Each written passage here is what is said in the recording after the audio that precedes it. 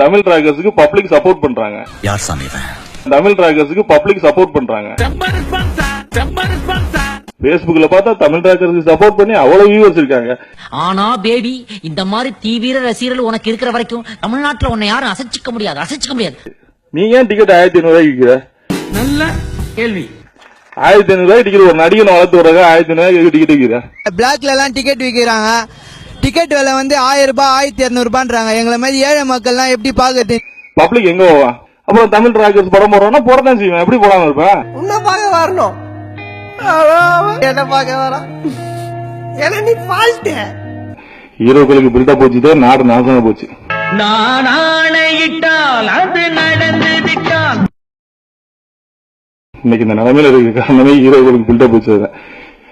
ஹீரோக்களுக்கு build up போச்சதுனால நிறைய director காணாம போயிட்டாங்க.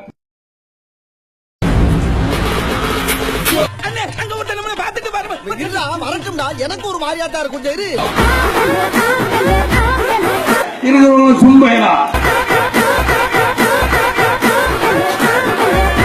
என்ன தெரிகிறது? இதுல ஒரு நடிகர் வந்து நான் தயாரிப்பாளர் சங்கத்தை காப்பாத்த வரேன்னு வர்றாரு. பேட்டரியே நிக்காத மொபைலுக்கு இருக்கு அவ்வளவு வச்சு படம் எடுத்த 15 தயாரிப்பாளர் ரோட்ல நிக்கிறாங்க. அவங்களை காப்பாத்துறதுக்கு இங்க வழி இல்ல. தயாரிப்பாளர் சங்கத்தை வந்து காப்பாத்த வர்றேன். எதுக்கு? இவங்களுக்கு எல்லாம் இன்னைக்கு வந்து முதல்வர் ஆசை வருது. கொஞ்சம் அரிசி அப்பா சிஎம் அப்பா டெல்லி இது போதும் சார். எந்த விளம்பரம்னாலும் அடிக்குது. காலையில ஒரு நடிகர் வந்து காப்பி குடிங்கன்றாரு.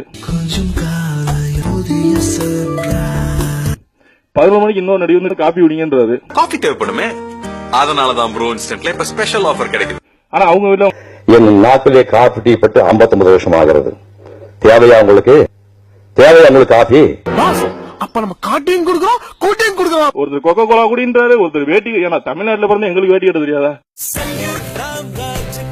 நீங்க சொல்லித்தான் நாங்க வேட்டி கட்டணுமா? கள்ளச்சாராயத்துக்கு கூட விளம்பரத்துக்கு நடிக்க சொன்னா நடிகர் ரெடியா இருக்காங்க காசு கொடுத்தா. இதுக்கெல்லாம் பேர் என்ன தெரியுமா? நம்ம கோடிக்கணக்கில் சம்பாதிச்சுக்கிட்டு டாக்ஸ் கட்டாம வச்சுக்கிறாங்க. ஐயோ நம்ம மைண்ட் அங்க போகுது. ஒரு என்னைக்கு ஒருவன் வந்து அறக்கட்டளை ஆரம்பிச்சு கல்யாண மண்டபம் கட்டுறானோ அன்னைக்கே அவன் வரி வைக்கிறான்னு அர்த்தம். மற்றவர்களுக்கு புரியுதோ இல்லையா, அது ரஜினிகாந்த் அவர்களுக்கு நல்லா புரியும். நீ உன்னோட சம்பளத்தை குறைச்சிக்க வேண்டியதானே?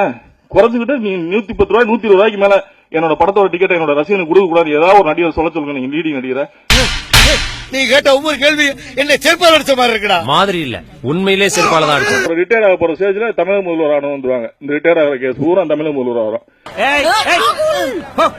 ஹீரோக்கள் யாரும் நம்மளை சிந்திக்க வைக்கல, நம்ம அழிக்கதான் செஞ்சிருக்காங்க.